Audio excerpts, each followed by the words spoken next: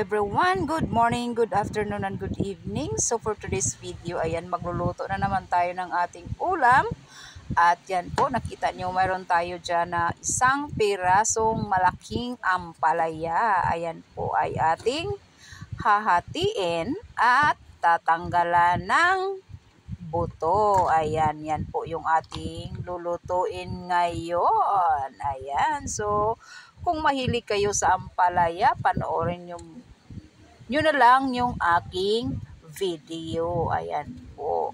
Yan po ay hindi talaga siya mapait. So, kung mapanood nyo tong video na ito, pwede nyo po itong subukan. So, ayan, tinanggalan ko na nga po ng buto. Yan po ay atin ng hihiwain. So, hihiwain lang natin yan ng manipis. Ayan po. So, yan, hinihiwa ko siya ng manipis na manipis. O, diba? Ingat lang po tayo sa paghihiwa. Baka maisama po yung ating daliri. Maisama na yung daliri. Hindi pa rin nagva-viral yung mga video ko. Ayan, panoorin nyo naman po. Maawa kayo. Charot lang. So, ayan na nga po. Nahiwa ko na yung ating ampalaya. So, para hindi mapait, ayan po yung technique natin sa ampalaya. Diyan sa ating bowl, maglagay lang po tayo ng tubig. Katamtamang dami sa tubig, depende sa dami ng ampalaya.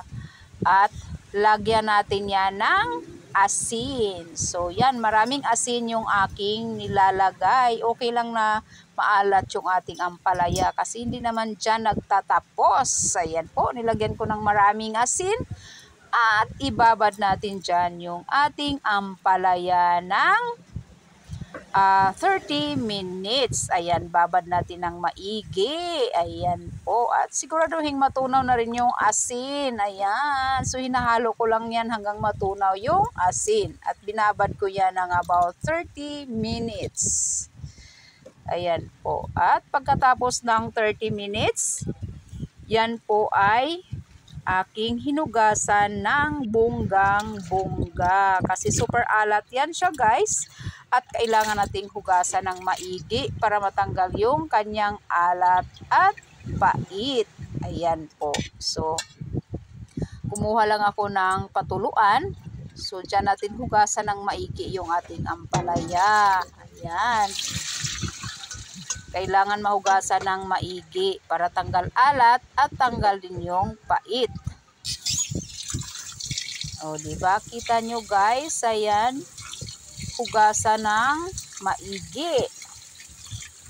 Bago natin siya lulutuin. So, dahil malinis at hindi na po maalat yung ating ampalaya, i-drain lang natin yan sa ating strainer. So, ayan, nakahanda na rin po yung ating kawali. Nilagyan ko na po siya ng mantika. So, hindi ko na rin po pinapakita sa inyo yung sangkap ng ating ampalaya. Yan po ay nahiwa ko na. Igigisa lang po natin dyan yung ating bawang hanggang lalabas yung kanyang aroma. Ayan. So, next na rin po natin yung ating sibuyas. So, yung sibuyas ay hiniwa ko ng pino. O, hindi naman siya super pino. So, ganyan yung pagkahiwa ko sa sibuyas. So, depende po sa atin.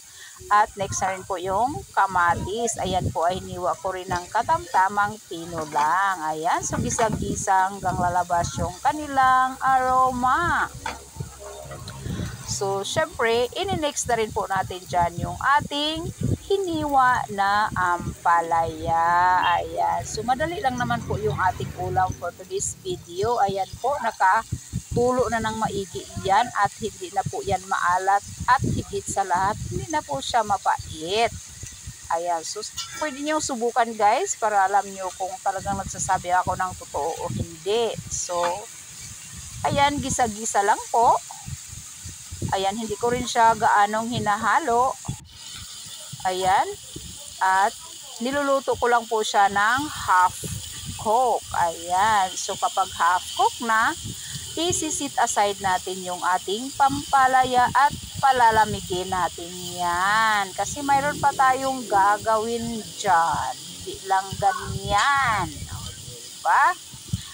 So, ayan na po. Luto na siya. I-set aside natin yung ating ampalaya at maghanda tayo ng bowl. Yung bowl ay lalagay natin dyan yung 4 na itlog na nakahanda na. So, depende rin po sa dami ng ampalaya na ating lulutuin. So, yung akin 4 na itlog lang at maglagay na rin po tayo ng 1/4 cup na all-purpose flour and 1/4 cup na cornstarch. Ayan. So, pinaghalo ko sila same ang takal. So, next na rin natin ilalagay dyan yung sibuyas dahon na ating hiniwa na hindi ko na rin pinapakita po sa inyo. Ayan. At lagyan natin ng asin para malasa. At syempre, hindi lang asin yung ating ilalagay dyan. Lagyan din natin yan ng pamintang pino. Ayan, may chijijing pa si Vicarian. At syempre, para malasang malasa, lagyan na rin natin ng oyster sauce. Isang sachet na Mamacita's oyster sauce. Ayan po, nabulol na naman tayo. Ayan, disclaimer lang po, hindi siya sponsor ni Mamacita's. At syempre, dagdag lasa, lagyan natin ng isang sachet na Magic Sarap. Yan po ay kinuha ko sa aming tindahan. So, hindi rin po siya sponsor ni Magic Sarap. Ayan. At paghalo-haloin natin ng maigi yan. Ayan. So, halo-halo lang hanggang mag-mix ang lahat ng ingredients. O, diba? Ayan, nahalo na. Ilalagay na natin dyan yung ating pinapalamig na ampalaya.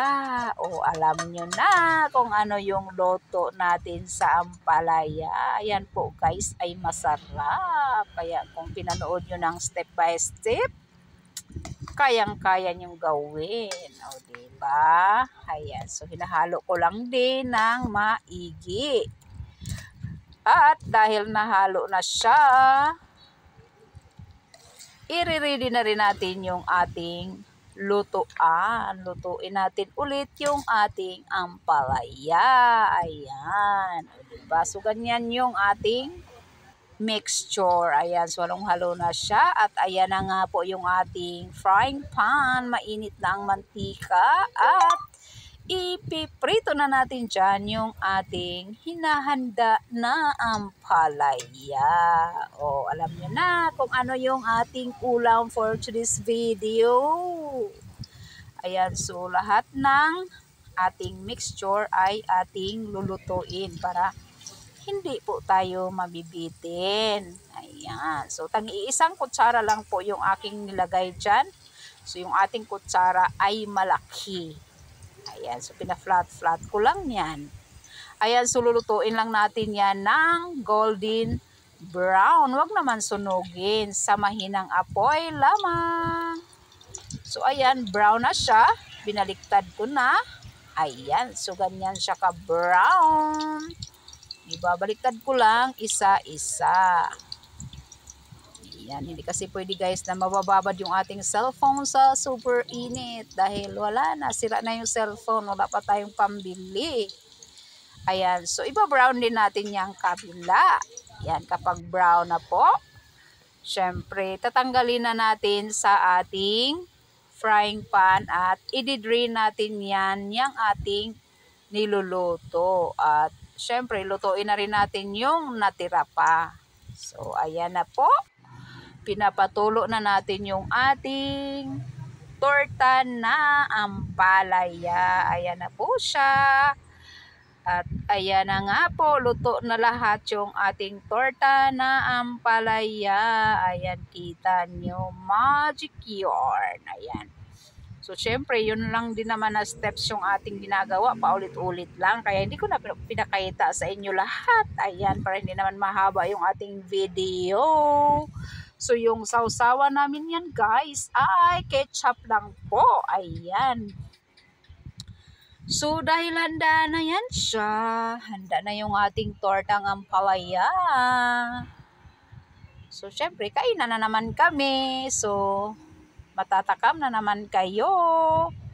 Dahil nakahanda na rin yung aking mag-ama. Ayan. So, handa na sila. Ready na silang kumain. Nakahanda na yung kanilang kanin. Ayan. So, dahil nag-video-video pa si Vicarian, ayan, nag-antay-antay muna sila.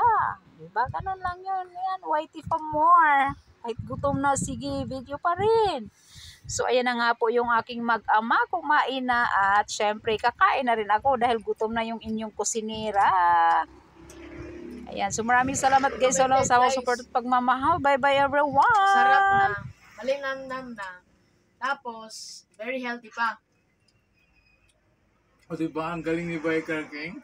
Kumakain, di siya kumakain ng puro ampalaya. Ngayon, napapakain si Biker King. Saan pa kayo niya?